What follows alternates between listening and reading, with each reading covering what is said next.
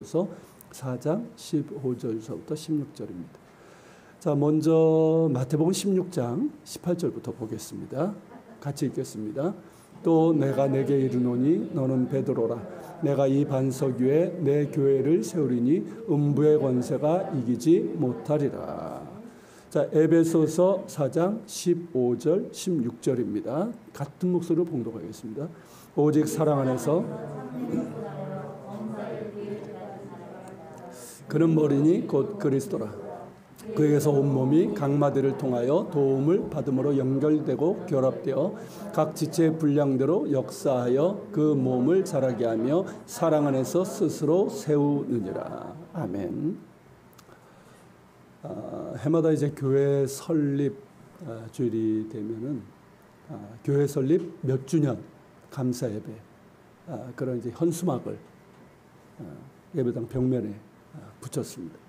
근데 올해는 그렇게 하지 않았고요. 대신 두 종류의 현수막을 만들었습니다. 하나는 여러분들이 지금 보시는 카톡에도 제가 올렸기 때문에 아시죠 이미. 교회는 희망입니다 라고 하는 큼직한 조금 큰 현수막이고요. 다른 하나는 우리는 그리스도인입니다 라는 현수막으로 여러분 들어오시는 현관 로비 게시판에 붙였습니다. 보신 분들도 있고 그냥 스쳐 지나가신 분들도 계실 텐데 이따가 한번 보십시오. 이미 그것도 보셨기 때문에 여러분들 아실 거라고 생각들고요.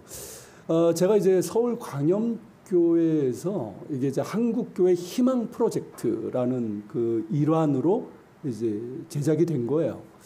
그런데 이 디자인을 보고 특별히 디자인도 예뻤지만 그 글귀, 그 문구가 너무 좋아가지고 그래가지고 이제 조은서 목사님한테 이거 저희가 주보나 이런 홈페이지에 써도 됩니까? 왜냐하면 코로나 때 그 우리 주보에도 실린 한국교회가 당신을 응원합니다. 그거 아시죠? 그거는 이제 그냥 쓰게 하셨었거든요. 그래서 여쭤봤더니 이번 거는 저작권이 있다고 합니다. 밑에다가 이제 어느 교회 지원으로 제작되었습니다라는 게 있어요. 그래서 이거는 일정 비용을 좀 부담해야 된다 얘기를 하셨어요. 그래서 잠시 좀 고민을 했어요. 우리가 얼마나 사용할까? 그거에 따라 달라지니까. 그런데 제가 결정을 내리기 전에 서울광염교회 그리고 이제 이 디자인을 한 토부 디자인 변은주 대표가 이 문구를 변은주 대표 그 평신도가 직접 쓴 글이에요. 교회에서 준 게 아니라. 각각 반씩 부담해 주셔가지고 저에게 주셨어요. 그것도 우린 돈을 안 냈는데 예한교회 지원으로 제작되었습니다. 밑에 이제 표시까지 해 주시고요. 그래서 이거 아무 교회는 함부로 못 씁니다. 저작권이 있는 거. 참 감사한 일이죠. 이 디자인 글귀를 한번 좀 보려고 합니다. 먼저 이제 교회는 내려보세요.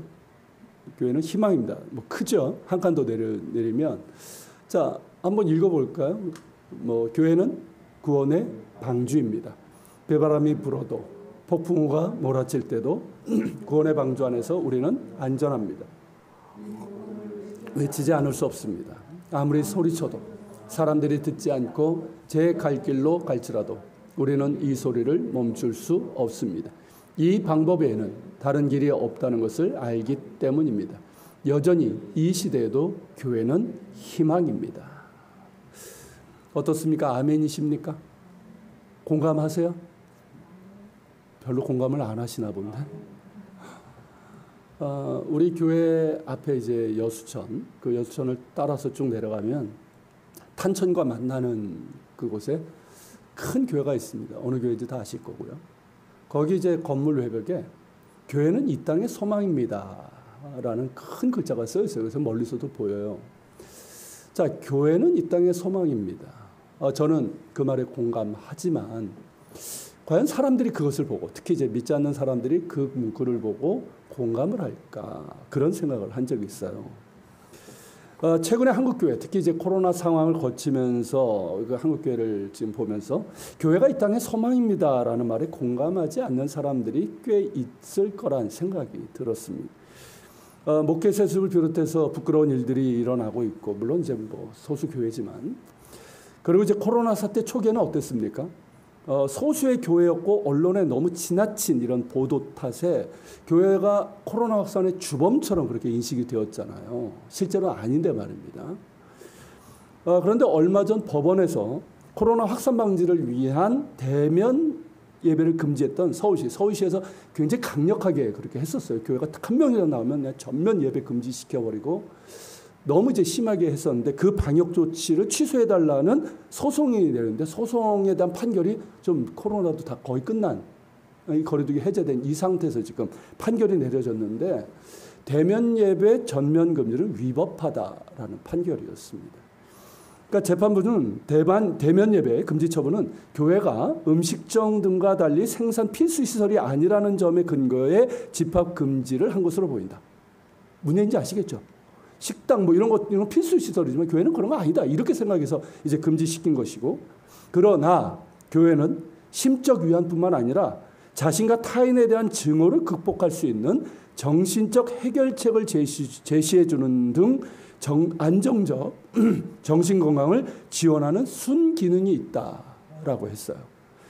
아울러서 장기간 시행된 거리두기로 우울증 증세를 호소하는 사람이 증가하는 상황에서 교회가 제공하는 기능이 생산 필수 시설에 비해 열등하거나 중요도가 덜하다고 볼 타당한 이유는 없다면서 교회와 다른 시설을 차별 취급하는 데 정당한 이유가 없다라고 했어요. 무슨 의미인지 이해가 되십니까? 법용어인데 비교적 쉽게 판결이 된 거예요. 자, 이 판결이 의미가 있는 것은 뭐냐면 교회가 마치 코로나 확산의 주범처럼 손가락질 당하고 감염자 한 명도 나와도 뭐 전면 대면 예배를 이제 금지했는 그런 것들이 위법일 뿐만 아니라 코로나 상황에서 교회가 감당한 순기능이 컸다라는 거예요. 실제로 코로나의 답답한 상황에서 우리가 숨 쉴 수 있었던 건 뭐였습니까? 예배 아니었어요? 아닙니까? 저는 예배 드릴 수 있다라는 것이 숨을 쉴 수 있었던 유일한 통로였다고 생각을 해요. 생각해 보세요. 만약 예배조차도 없었다면 어땠을 것 같습니까? 그래도 온라인 예배라도. 예배를 통해서 우리는 숨을 쉴 수 있었어요. 처음에는 많은 교인들이 처음에 막 그 대구 신천 빵 터졌을 때는 뭐 대다수의 교인들이 사실 나오지 못하고 저도 이제 최선의 인원으로만 그렇게 예배를 드렸었는데 그렇게 이제 온라인 예배를 드렸지만 온라인 예배의 한계를 이제 경험하시면서 그렇잖아요. 이 스마트폰 이 조그만 걸로 저도 한번 해본 적이 있어요. 너무 답답해서 현장 예배하는 이게 뭐 어떤 그 은혜 어떤 전달이나 여러 면에서 이게 안 돼요. 그러니까 화면을 보고 있는 거잖아요. 화면 보다가 딴짓할 수도 있고 딴 생각이 들 수도 있고 이제 그런 한계를 경험하고 용기를 내어서 이제 교회에 나와서 대면 예배를 드는 분들이 많아졌습니다. 그러면서 이제 예배와 말씀을 통해서 위로받고 힘을 얻었고 대면 예배를 드리면서 감염된 경우는 정말 극히 소수였어요. 대부분의 교회가 방역 수칙을 지키면서 예배를 진행했기 때문입니다. 사실 코로나 상황에서 제일 방역 수칙을 잘 지키면서 교인들의 안전에 힘쓴 것은 교회였어요. 식당이나 카페 여기는 좀 이제 느슨해졌잖아요. 사람들이 좀 지나면서. 그랬지만 교회는 여전히 방역 수칙을 정말 잘 지키면서 교인들의 안전에 힘을 썼습니다. 더불어서 이제 코로나 방역 요원들이 있잖아요. 이 사람들 위로하고 응원하고 얼마나 지칩니까? 뭐 빵, 뭐 음료수, 커피 이런 거 막 배달하는 교회들이 정말 많았어요. 그리고 이제 코로나 이 사태로 힘든 분들을 돕는 일에 정말 가장 적극적으로 뛰어든 것도 교회였습니다. 우리 교회 역시 작지만 그 일에 참여를 했고요.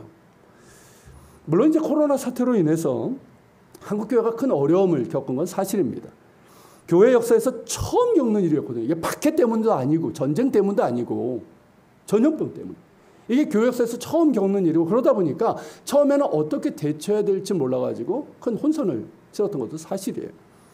갑자기 대다수의 교인들이 현장 예배에 참석할 수 없게 된 거예요. 그리고 이제 뭐 거리두기에 따라서 예배 참석하는 인원도 달라지는 거예요. 그리고 예배 외에 다른 모임을 가질 수도 없었어요. 그러면서 이제 교인들의 신앙이나 영적 건강도 약화되고, 뭐 봉사하거나 이런 참여를 할 수 없으니까 이 참여도도 떨어지는 일들이 일어났습니다. 지금 이제 거리두기가 완전 해제되고 일상 회복을 말하고 있지만 코로나 이전만큼 예배 인원이 회복되지 않고 있습니다. 얘기 들어보니까 7, 80% 정도밖에 지금 안 된다고 그래요. 여러분들 오늘을 기점으로 해서 대면 예배에 적극 참여하시기를 부탁을 드립니다. 네, 일부에서는 그런 이제 통계도 있어요. 가나안 성도라고 아시죠?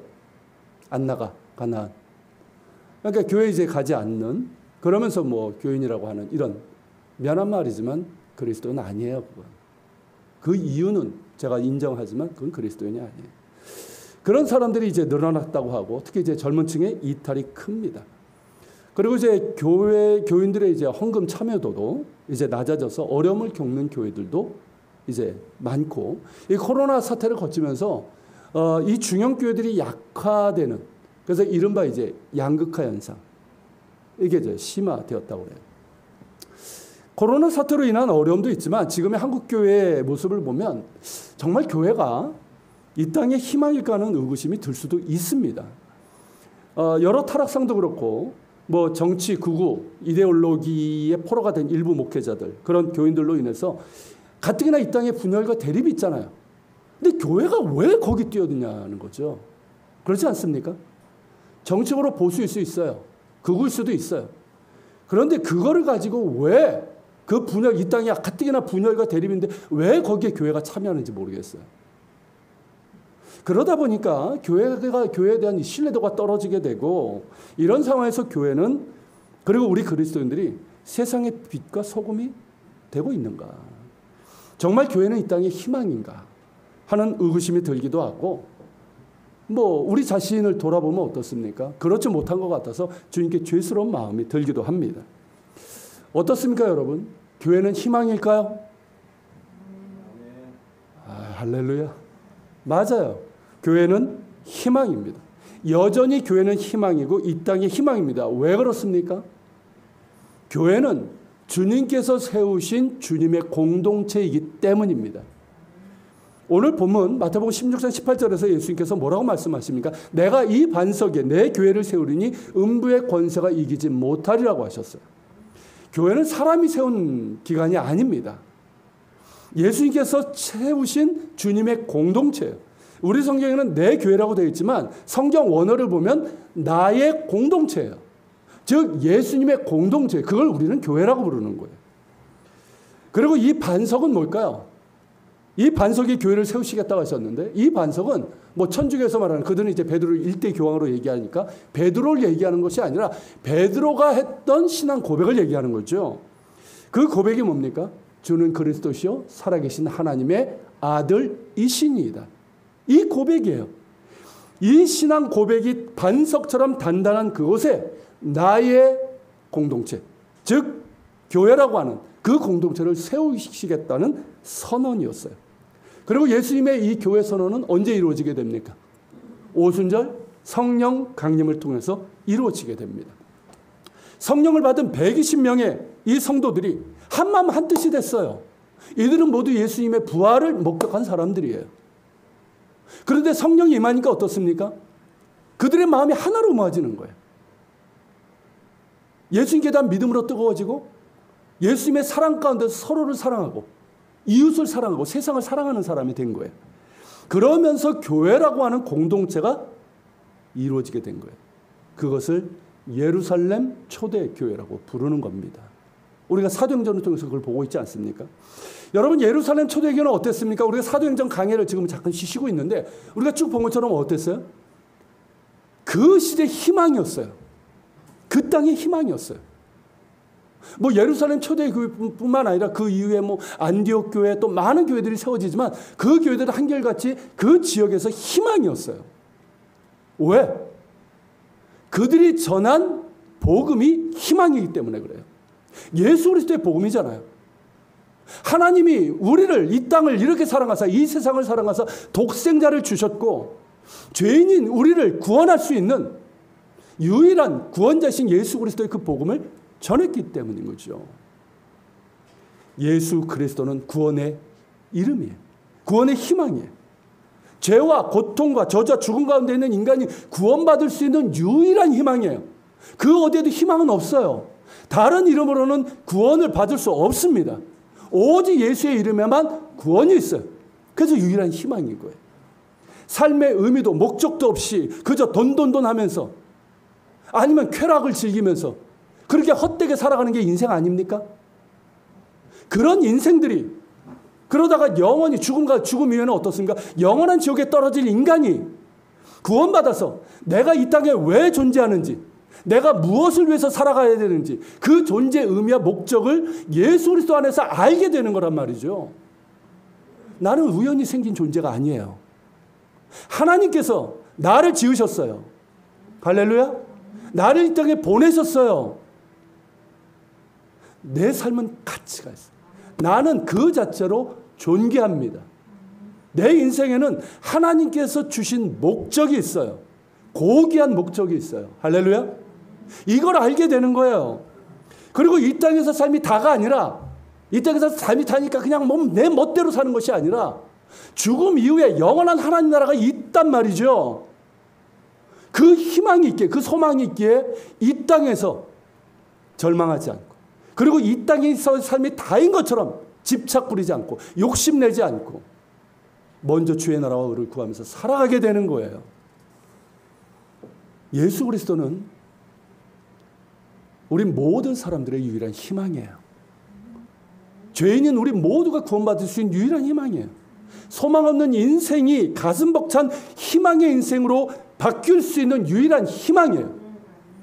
죄인이 의인으로 바뀔 수 있는 유일한 희망입니다. 인생의 실패와 질병과 절망 가운데서도 다시 일어설 수 있는 희망이 예수님께 있어요. 인생의 끝에서 죽음이라는 그 절망 앞에서도 영원하신 하나님 나라를 볼 수 있고 그 나라에 들어갈 수 있는 유일한 희망이 예수 그리스도께 있습니다. 예수님은 참된 안식과 용서와 자유가 있는 유일한 희망이에요. 하나님의 사랑을 알 수 있는 유일한 희망이에요. 우리가 어디에서 참된 사랑을 알 수 있을까요? 남녀의 사랑? 달콤하죠. 얼마나 갈 것 같습니까? 참사랑은 하나님의 사랑이에요. 우리가 이 참사랑, 하나님의 사랑을 알 수 있는 유일한 통로는 예수 그리스도예요. 십자가에 달리신 예수 그리스도를 만날 때 하나님의 사랑을 알게 되는 거예요. 그 사랑을 우리가 알게 되면 두렵지 않습니다. 자유하게 됩니다. 진정한 기쁨과 행복이 주어지게 되는 거예요. 예수 그리스도는 유일한 희망이에요. 그래서 여러분, 미움과 증오와 원수와 가품으로 가득한 이 땅에 용서와 사랑을 심을 수 있는 능력이 우리에게 주어지는 거예요. 화평케 하는 능력과 희망이 우리에게 주어지는 거예요. 예수 그리스도, 그 이름을 믿는 자에게는 희망이 있습니다. 막연한 희망이 아니라 구체적이고 실제적이고 확실하고 반드시 이루어질 희망이 있습니다. 이 희망은 우리를 사랑하사 모든 것을 내어주신 예수님의 사랑이에요. 그러기에 예수님의 사랑 안에 있는 자는 언제나 희망을 바라봅니다. 예수님의 사랑을 붙드는 사람은 절망 가운데서도 희망을 노래합니다. 할렐루야. 예수님의 사랑 안에 희망이 있어요. 예수 그리스도의 복음 안에 희망이 있습니다. 그러기에 교회는 희망이 있고요. 교회는 희망인 거예요. 교회 자체, 뭐 어떤 건물이나 시스템 자체에 희망이 있다는 뜻이 아니에요. 그러니까 이 교회를 구성하고 있는 심지어 뭐 목사나 우리 개인에게 있다는 것도 아니에요. 교회를 세우신 예수님께 희망이 있습니다. 예수님께서 세우셨기에 교회는 희망이 있습니다. 예수님께서 그 사랑으로 붙들고 계시기에 교회는 희망이 있습니다. 지난 2000년 동안도 그러했고 지금도 그러고 앞으로도 그러할 것입니다. 교회는 희망이 있습니다. 유명한 성경 주석가 윌리엄 바클레이라는 분이 있어요. 굉장히 유명한 분입니다. 지금은 작고 있지만 이분이 이런 말을 했어요. 나는 교회를 믿는다. 이 세상에서 믿을 것은 교회밖에 없다. 이분이 40년 동안 교회를 섬기면서 뭐 막연하게 교회 밖에서 얘기한 게 아니에요. 실제로 교회에서 봉사를 하고 섬기면서 한 말이에요. 자, 그분이 섬겼던 교회는 뭐 문제가 없었을까요? 그럼 미국이잖아요. 그 시대 뭐 미국에 있는 교회들이 다 뭐 좋았습니까? 아니에요. 타락한 교회도 있었고요. 많은 문제를 가지고 있는 교회들도 있었고요. 사람들이 볼 때는 허물투성인 그런 교회들도 있었단 말이죠. 그럼에도 믿을 것은 교회밖에 없다라고 얘기를 했어요. 그리고 여러분 노만 빈센트 필 박사 아시죠? 이게 그 절망에 빠졌던 그 미국인들한테 그 대공황 때요. 그들에게 정말 희망을 주었던 상담사였고 나중에 목사님이 된 분이에요. 그분이 또 이런 얘기를 했어요. 교회는 우리의 모든 희망이 실현되는 곳이다. 이런 얘기를 했습니다. 이게 무슨 뜻일까요? 왜 교회를 믿는다고 했을까요? 이 세상에 믿을 것은 교회밖에 없다고 한 이유가 뭘까요? 그래서 심지어 허물투성이고 많은 문제가 있음에도 왜 교회를 믿고 교회밖에 믿을 것이 없다고 하고 왜 교회는 우리의 모든 희망이 실현되는 곳이라고 말하는 걸까요? 예수님께서 교회를 사랑하시기 때문입니다. 마치 신랑이 신부를 사랑하는 것처럼 예수님께서는 교회를 사랑하십니다. 때로는 교회가 더럽혀지고 마치 창기처럼 만신창이가 되고 찢기고 여기저기 찢기고 망가져서 피투성이가 되었지라도 예수님께서는 교회를 포기하지 않으십니다. 여러분들 한 사람 한 사람을 포기하지 않으시는 것처럼 말이에요. 예수님은 여전히 교회를 사랑하십니다. 그래서 교회는 다시 일어설 수가 있는 거예요. 넘어졌다가 다시 일어서고 창기처럼 나락으로 떨어졌다가 다시 정결한 신부로 거듭나 일어섰습니다. 그것이 지난 2000년 동안의 교회 역사였어요. 그러므로 윌리엄 바클레이가 교회를 믿는다고 한 것은 교회의 주인이시고 사랑하신 주님을 믿는다는 뜻이에요. 노만 빈센트 필이 교회는 우리의 모든 희망이 실현되는 곳이라고 한 것 역시 교회는 예수님의 임재와 사랑이 있기 때문입니다. 할렐루야. 우리는 이것을 믿어야 합니다. 이것을 믿어야 돼요. 제가 8년 전에 예한교회 설립 예배 때 했던 설교 제목 혹시 기억하시나요? 못하시겠죠. 교회를 믿습니까? 라는 제목이었어요. 그때 그 설교 제목을 가지고 의아했던 분들도 있었어요. 예수님을 믿지 교회를 믿냐? 이제 무슨 의미인지 이해가 되십니까? 교회 건물, 어떤 시스템 이런 걸 믿는다는 게 아니에요. 교회를 세우시고 교회를 사랑으로 붙드시는 예수님을 믿는다는 거예요. 교회는 그렇기 때문에 교회는 그리스도의 몸이라 이걸 믿는다는 것이었죠. 그리고 우리는 그 몸의 지체예요. 그래서 교회의 주인은 오직 주님이시고 교회의 머리신 예수님께 우리가 지체로서 서로 연결되어서 그렇게 사랑하며 섬기고 하나가 될 때 교회는 예수 그리스도의 생명과 은혜와 축복으로 넘치게 될 것이라는 믿음이었습니다. 이 믿음은 지금도 여전합니다. 저는 교회를 믿습니다. 비록 우리 교회는 여전히 작습니다. 교인 수도 얼마 되지 않습니다. 외부의 도움을 받고 있는 상태입니다. 지금 한국교회 상황과 우리 교회처럼 작은 개척교회 상황을 보면 그다지 긍정적이지는 않습니다. 그러나 저는 여전히 교회를 믿습니다. 예수님께서 세우시고 붙드시는 교회를 믿습니다. 예수 그리스도의 몸된 교회를 믿습니다. 믿기에 우리 교회는 희망이 있습니다. 앞서 말한 것처럼 교회는 예수 그리스도께 대한 이 반석처럼 든든하고 확고한 신앙 고백이 있어야 됩니다. 여러분들도 마찬가지예요.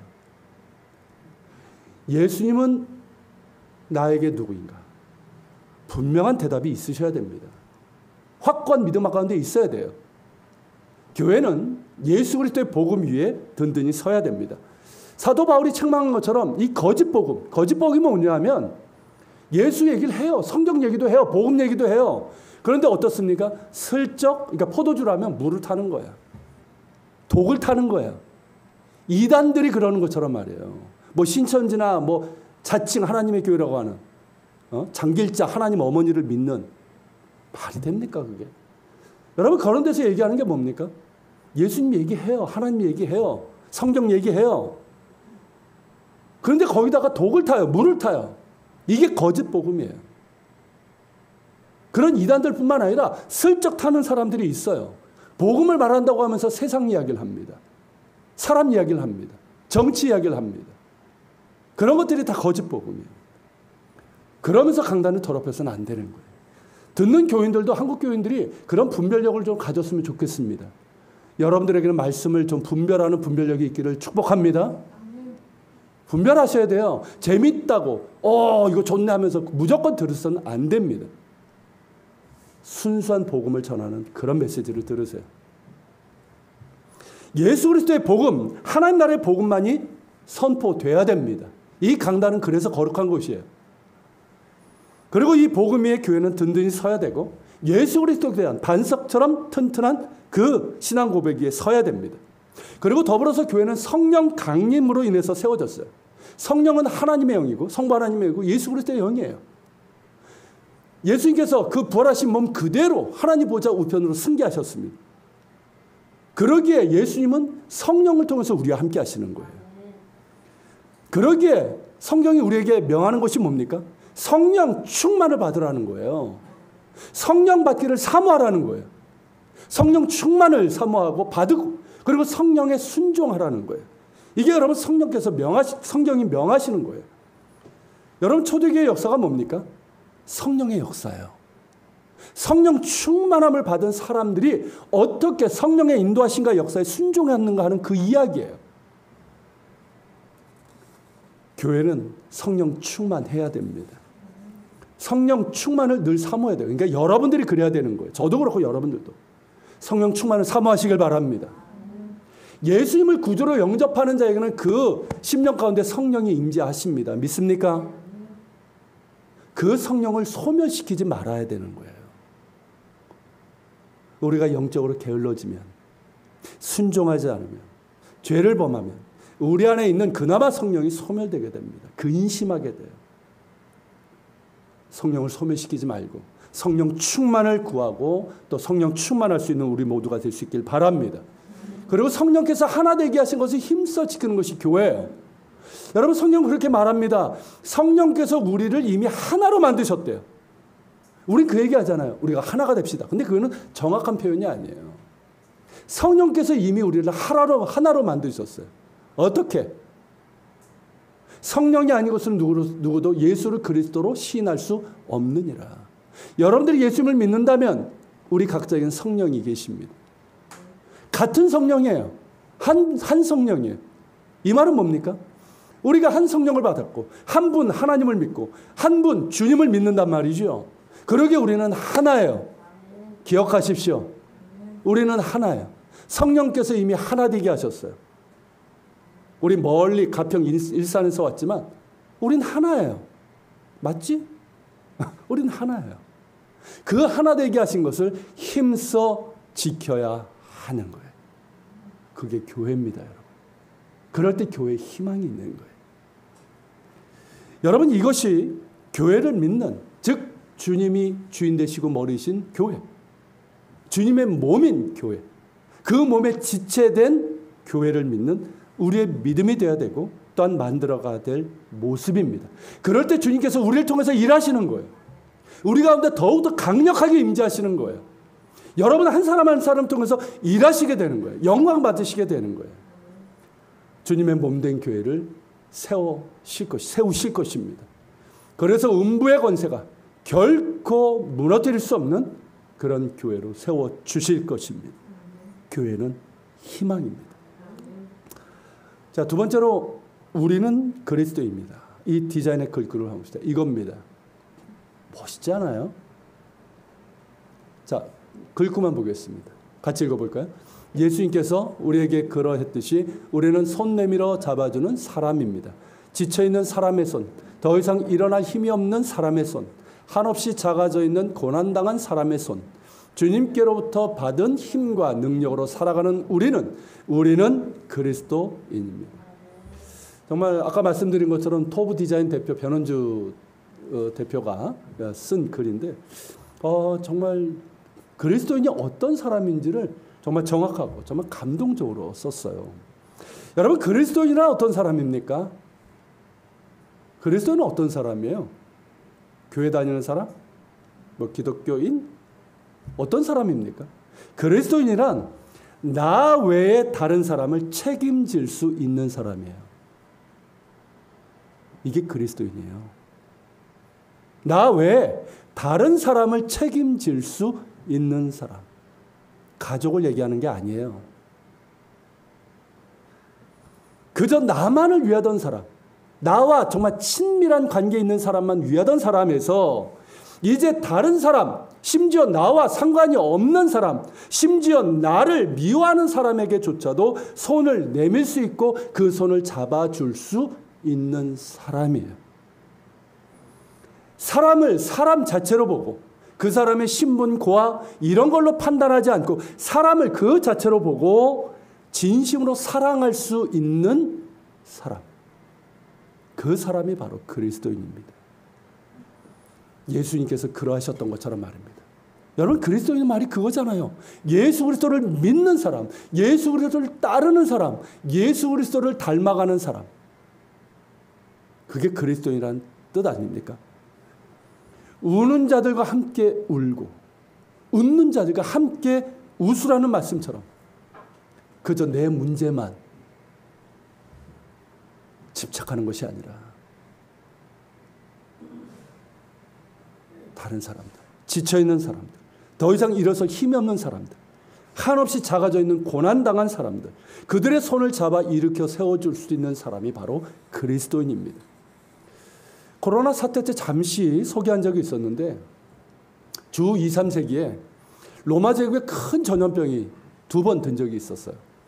지금도 전염병이 들면은 뭐 온 나라 지금 팬데믹 아닙니까? 이렇게 혼란에 빠지는데 그 당시에는 어땠을까요?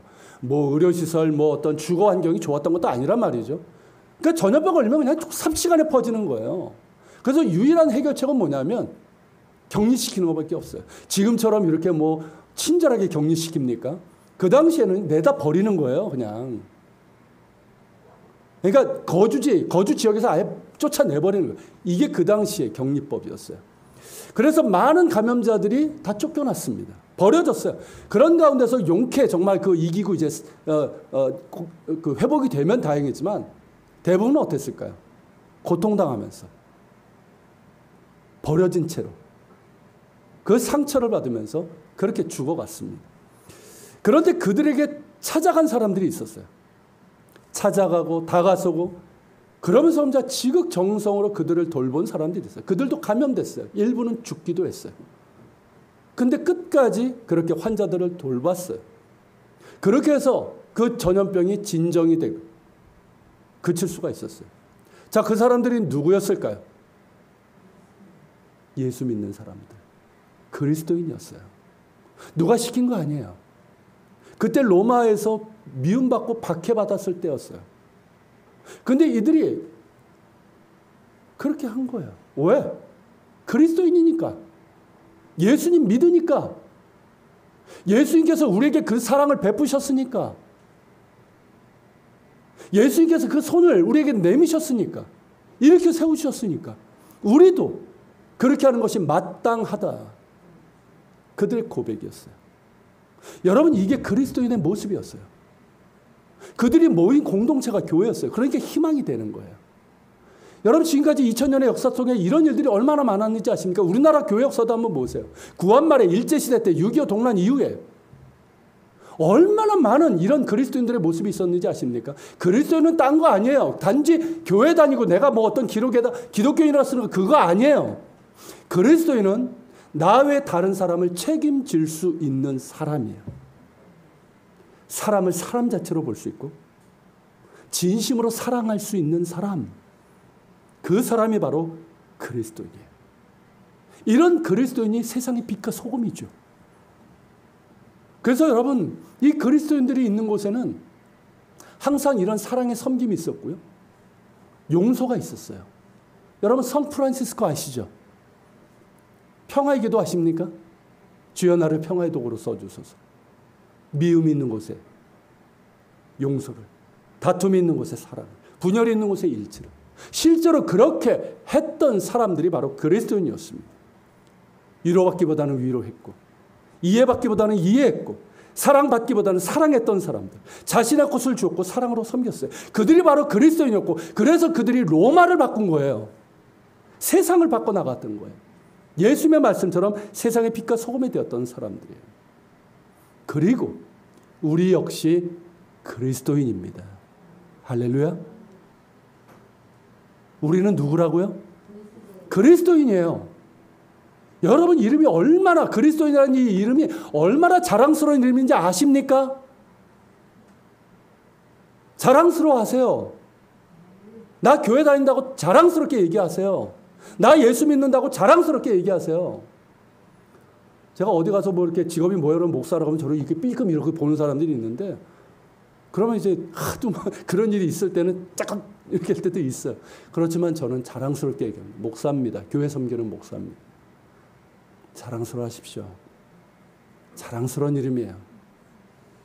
거룩한 이름이에요. 놀라운 능력이 있는 이름이에요. 여러분 나 자신의 다른 사람을 사랑할 수 있는 사람들의 이름이에요. 용서할 수 있는 사람의 이름이에요. 섬길 수 있는 사람의 이름이에요. 내 것을 내어 주어서 섬길 수 있고 사랑할 수 있는 그런 사람들의 이름이 바로 그리스도인입니다. 자랑스러워하십시오. 그리고 그 이름처럼 살아갈 수 있는 우리가 되길 바랍니다. 여러분 눈을 들어서 형제 자매들을 한번 보세요. 힘들죠? 사는 게 힘들죠? 지치죠? 코로나 상황 뭐 지금 뭐 끝났다고 하지만 이제 뭐 경제 위기 막 오지 않습니까? 물가는 팍팍 오르고 뭐 기름값 오르고 여러분 개인적인 삶에도 어려움이 있을 거예요. 뜻하지 않은 병이 찾아오기도 하고 그런데 여러분 눈을 들어서 다른 분들을 한번 보세요. 그리고 다른 형제 자매들에게 여러분 손을 한번 내밀어 보세요. 더 지쳐있는 사람들이 있어요. 더 힘들어하는 사람들이 있어요. 좀 붙잡아 보세요. 붙잡아 주시고 그를 위해서 기도해 주시고 축복해 줘 보세요. 그게 여러분 그리스도인이에요. 그게 우리가 지체되었다는 거예요. 우리 이 작은 공동체 내에서도 좀 그런 지체된 그런 사랑이 우리 가운데 성숙해지기를 축복합니다. 여러분 지난 몇 주간 제가 이제 사랑에 대해서 쭉 말씀을 나눴는데 우리가 그런 사랑 고린도전서 13장에 나오는 그런 사랑을 소망하면서 그런 사랑을 할 수 있기를 정말 간절히 원합니다. 그게 성령의 열매잖아요. 그리고 예수님 닮은 열매잖아요. 그런 우리가 될 수 있기를 축복합니다. 그러기 위해서는 예수님 안에 있어야 돼요. 예수님의 사랑 안에 있어야 돼요. 저절로 되는 거 아니에요. 그냥 여러분들이 교회만 다닌다고 되는 것 아니에요. 예수님 안에 있어야 되고 예수님 사랑 안에 있어야 돼요. 이것이 지난주에 말씀드렸죠. 손흥민 선수의 아버지. 모든 것은 기본에서 시작된다. 기본기가 있어야지만 모든 것을 할 수 있는 거예요. 우리 그리스도인의 기본기는 뭡니까? 우리가 그리스도인으로서 정말 이러한 말씀에 순종, 사랑할 수 있는 이 모든 것이 가능하게 하는 기본기가 뭐예요? 예수님 안에 있는 거예요. 예수님의 사랑 안에 있는 거예요. 이것 없이는 안 돼요. 수십 년을 교회를 다녀도 안 돼요. 목사, 장로가 되고 권사가 돼도 안 돼요. 예수님 안에 있어야 돼요. 예수님의 사랑 안에 있어야 돼요. 이게 우리의 기본기예요. 이 기본기가 튼튼해야 돼요. 그러므로 여러분 예배를 결코 소홀히 여기지 마십시오. 예배를 소중히 여기십시오. 할렐루야. 예배는 주님의 임재 가운데 들어가는 거예요. 은혜의 통로예요. 말씀을 받는 자리예요. 그 예배를 소홀히 하고 내가 어떻게 예수님 안에 있을 수 있습니까? 어떻게 예수님의 사랑 안에 거할 수 있겠어요? 예배를 소홀히 여기지 마십시오. 예배 꼭 드리세요. 몸이 아파서 못 나오는 경우로 했다면 온라인 예배라도 꼭 드리세요. 제가 여러분들에게 막 이렇게 올리면서 간곡히 부탁합니다. 그게 괜히 말하는 게 아니에요. 정말 그렇게 하시길 바랍니다. 그리고 날마다 말씀과 기도 가운데 주님께 가까이 나아가야 돼요. 이것 없이 안 돼요. 날마다 말씀 기도 가운데 주님께 나아가고 주님께서 내게 원하시는 게 뭘까 생각하면서 하루를 시작하세요. 그냥 분주하게 하루 시작하다가 그러다가 누군가 콱 부딪히고 후회하지 말고요. 말씀과 기도 가운데 그렇게 주님께서 내게 원하시는 게 뭘까? 그렇게 기도하고 생각하면서 시작하세요. 날마다 십자가 바라보면서 예수님의 사랑에 대해서 좀 생각해 보세요. 여러분 누구에게 상처받습니까? 상처받을 때 있죠. 지칠 때 있죠. 그때 십자가 바라보시면서 예수님의 사랑이 뭘까 한번 깊이 생각해 보세요. 그러면서 예수님의 사랑을 알아가야 되는 거예요. 순종하십시오. 순종하면서 사랑을 배우는 거예요. 용서하십시오. 용서하면서 용서를 배우는 거예요. 사랑하십시오. 사랑하면서 사랑을 배우는 거예요. 여러분 자신의 것을 내어주면서 섬겨보세요. 그러면서 섬김을 배우는 거예요. 맨날 여러분들이 용서를 듣고 사랑해야 된다고 이 설교를 들어도요. 여러분들이 그렇게 해야지 결심을 한다고 해도 실제로 하지 않으면 여러분들은 사랑을 몰라요. 배울 수 없어요. 순종해야지 배워요. 용서해야지 배워요. 사랑하며 섬겨야지만 사랑을 배워요. 그러면서 우리는 그리스도인이 되는 거예요. 진짜 그리스도인이. 진짜 예수쟁이가 되는 거예요. 그런 진짜 예수쟁이가 있는 교회 어떨까요? 당연히 희망이죠. 당연히 희망이죠. 우리 예한교회가 그런 교회가 되길 소망합니다. 진짜 예수쟁이. 나는 그리스도인입니다 라고 자랑스럽게 얘기할 수 있는 그런 우리 모두가 될 수 있길 바랍니다. 예수님께서 우리와 함께 하십니다. 우리를 사랑하십니다. 할렐루야. 같이 기도합시다. 오늘 말씀을 기억하면서 같이 기도합시다. 주님, 교회는 희망입니다.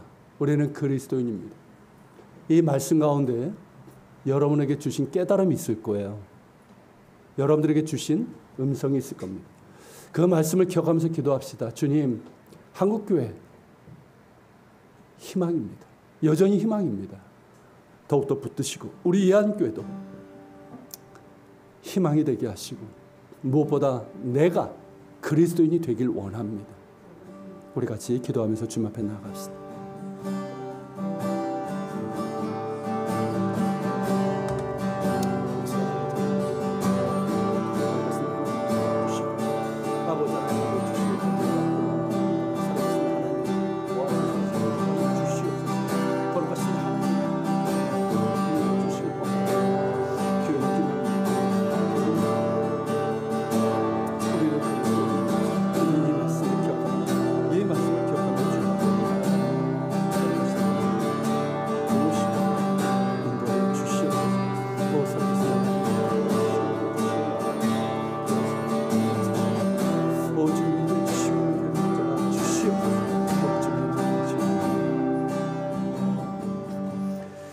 사랑하는 주님 감사합니다.